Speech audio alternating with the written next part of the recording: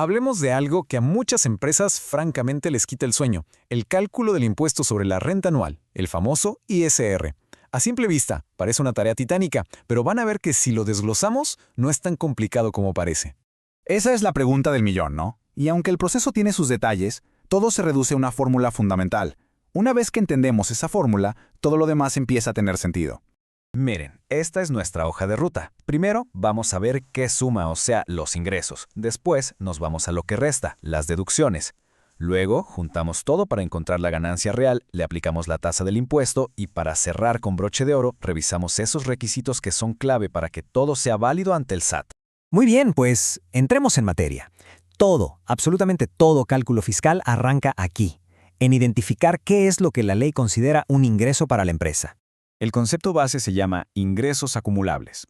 A ver, para que quede claro, pensemos en esto como cualquier cosa que haga que el patrimonio de la empresa crezca. No importa si es dinero en efectivo, en bienes o hasta un crédito a su favor. Si sula, cuenta. Y aquí tenemos varios ejemplos para que esto se entienda mejor. Ojo, no es solo la lana que entra por las ventas. También cuentan, por ejemplo, los intereses que nos pague el banco, lo que cobramos por la renta de un local o incluso un concepto un poco más técnico, el ajuste anual por inflación, que en resumen es la forma en que la ley reconoce cómo la inflación afectó las deudas y créditos de la compañía.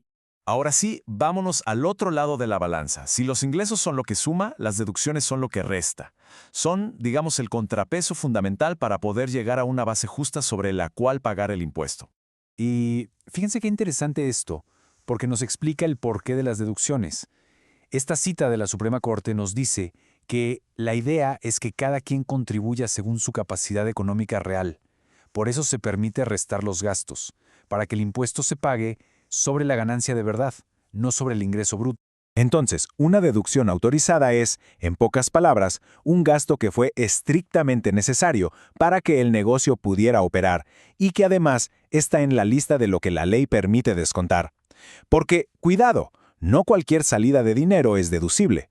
Y aquí vemos algunas de las más comunes. Está el costo de lo vendido, que para muchas empresas es la deducción más fuerte.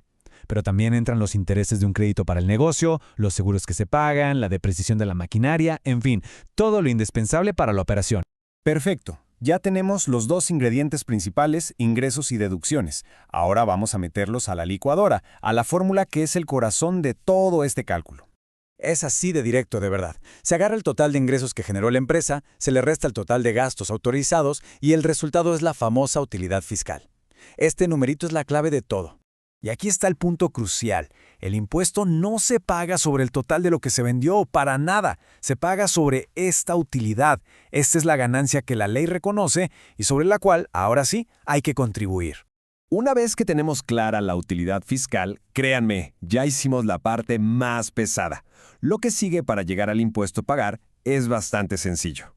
Simplemente se toma esa utilidad fiscal que acabamos de calcular y se multiplica por la tasa de ISR que esté vigente para las empresas. Así de fácil, el resultado de esa operación es el impuesto del año. Pero, ojo, cuidado. Aquí viene la parte donde muchos se tropiezan. Y es que no es suficiente con haber hecho el gasto. Para que ese gasto se pueda restar, tiene que cumplir con reglas muy estrictas. Y esto es importantísimo. La autoridad fiscal no solo va a revisar si el gasto era necesario, sino que le va a poner una lupa a cómo se documentó y cómo se pagó. En temas fiscales, la forma es tan importante como el fondo. Y este ejemplo lo deja clarísimo. Un pago de 5,000 pesos por un servicio que es totalmente real y necesario, si se hace por transferencia es deducible. Pero si ese mismo pago se hace en efectivo, ¡pum!, se vuelve no deducible.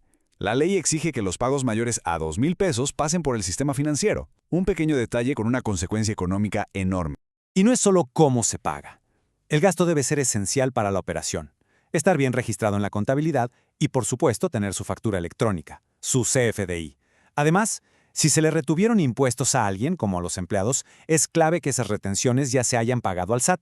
Entonces, para resumir todo este recorrido, a todo lo que se gana se le resta todo lo que se gastó y que se documentó correctamente, a esa ganancia se le aplica la tasa y ese es el impuesto a pagar. Esa es la esencia de todo. Y con esto cerramos con una reflexión. Ya vimos que la matemática es sencilla. El verdadero reto entonces no está en la calculadora, sino en la disciplina del día a día para cumplir con todos estos requisitos. La pregunta que queda en el aire es, ¿cuál será el eslabón más débil en esa cadena de documentación que termina costándole a las empresas?